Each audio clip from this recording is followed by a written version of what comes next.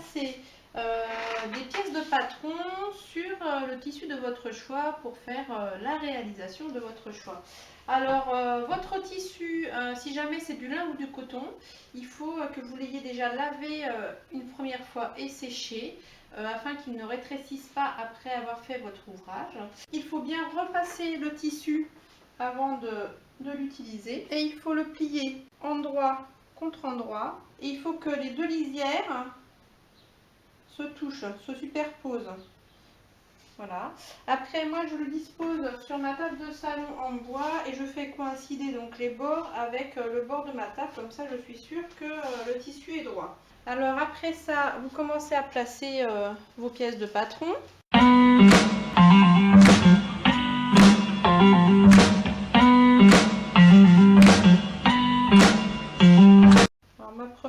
Alors vous suivez votre plan de coupe qui est indiqué logiquement avec votre patron hein, pour le positionnement des pièces.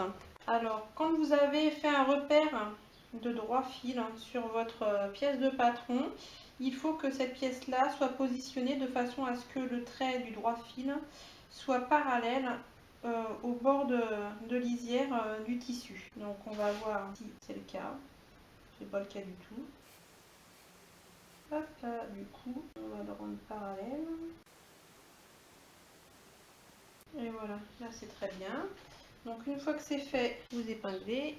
Alors le fait qu'il y ait directement le bois en dessous de mon tissu, ça facilite l'épinglage. L'aiguille glisse sur le bois et du coup c'est plus facile. Donc voilà, c'est comme ça qu'on positionne le patron. Et on fait pareil pour chacune des pièces.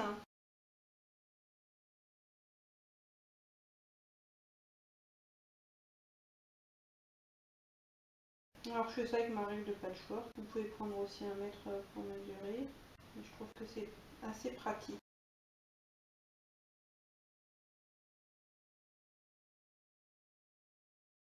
Et vous répétez cette opération pour toutes les pièces qui se trouvent sur votre patron. Alors pour les pièces qui sont un peu plus éloignées des lisières, comme celle-ci, je vais prendre le mètre pour voir si je suis en position. Il ne faut pas oublier qu'il faut laisser de la place entre chaque pièce pour faire les marges de couture après.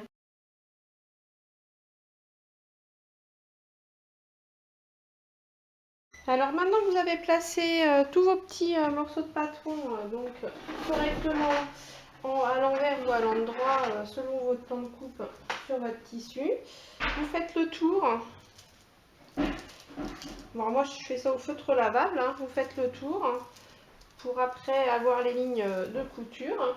Et moi il faut que je rajoute les surplus de couture à mon patron. Pour ce faire, j'ai pas de couturomètre, donc je vais utiliser tout simplement mon mètre. Hein. Moi je dois faire 1,5 cm.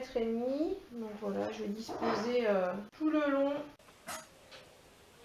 des petits traits comme ça et après je les rejoindrai à la règle ou à la main si ce sont des courbes.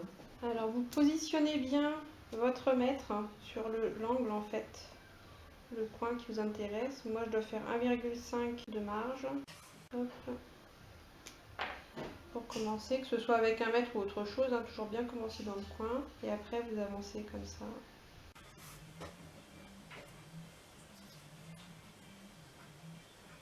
Là, pour finir l'angle ici, vous pouvez faire ça à la main. Alors vous tracez en fonction des premiers traits que vous avez fait. Bon là j'ai un petit décrochage, donc c'est pareil, je me mets bien dans l'angle. Après je me mets sur le petit décrochage et je me remets aussi dans l'angle ici pour pas dépasser. Et je repars dans l'autre sens. L'angle il va être un peu plus lourd. Donc après vous rejoignez vos points à la règle si c'est possible, sinon c'est main levée. Et vous continuez comme ça jusqu'à la fin.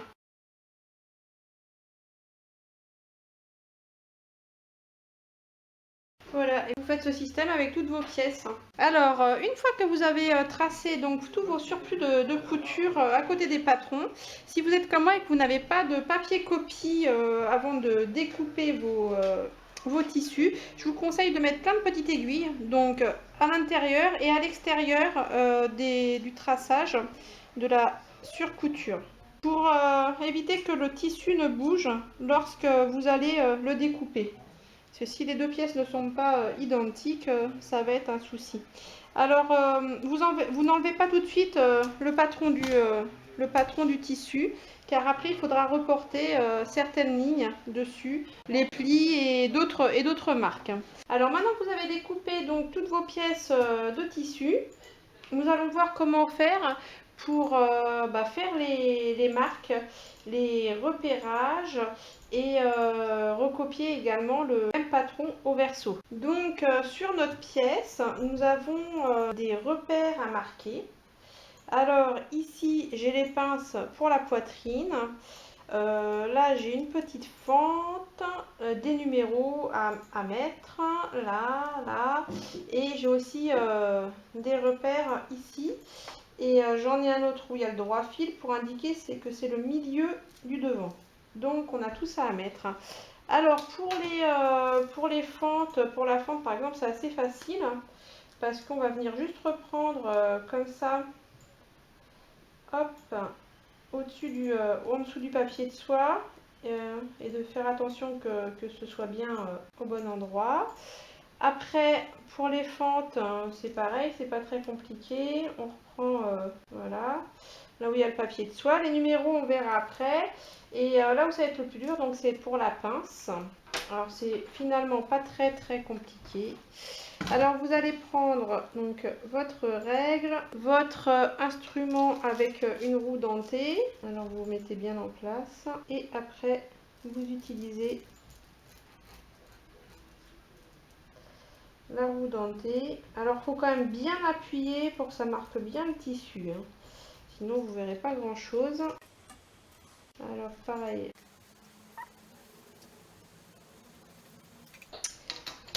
Donc, une fois que vous avez fait ça, vous pouvez enlever les épingles pour vérifier que c'est bien marqué sur le tissu. Voilà, on voit que c'est bien marqué sur le tissu. Voilà, vous n'avez plus qu'à repasser un coup de feutre par-dessus.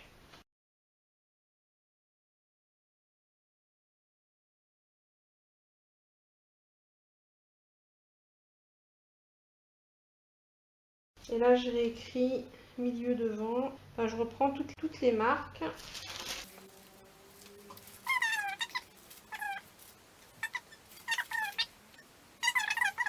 Et voilà. Et alors, une fois qu'on a fait donc toutes les marques sur un côté, et bon, on le retourne. Étant donné qu'on n'a pas de papier copie, on est obligé de reproduire à nouveau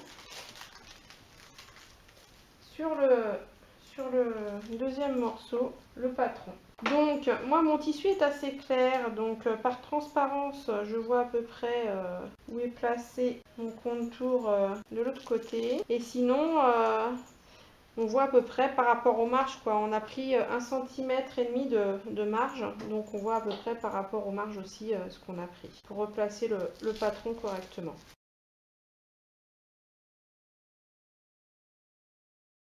Voilà, donc vous avez replacé votre patron, et ben maintenant vous refaites le tour comme de l'autre côté en fait. Alors cette technique est bien sûr un peu plus fastidieuse, c'est plus long, mais quand on n'a pas le matériel nécessaire, et ben, il faut en passer par là.